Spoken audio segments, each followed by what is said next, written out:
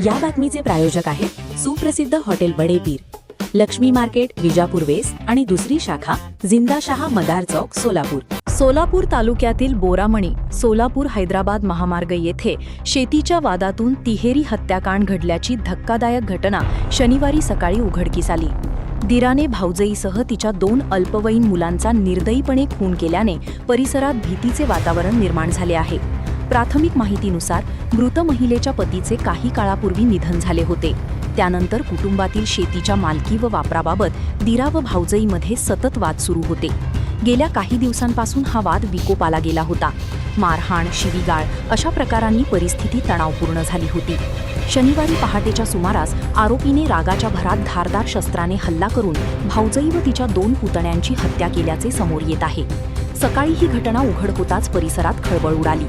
घटनेची माहिती मिळताच सोलापूर तालुका पोलीस ठाण्याचे पोलीस निरीक्षक राहुल देशपांडे पथकासह घटनास्थळी दाखल झाले.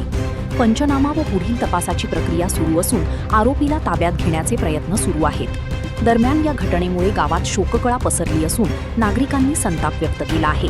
पोलीस अधिक तपास करीत आहेत. ताज्या घडामोडीसाठी पाहत रहा लोकराज्य न्यूज मराठी.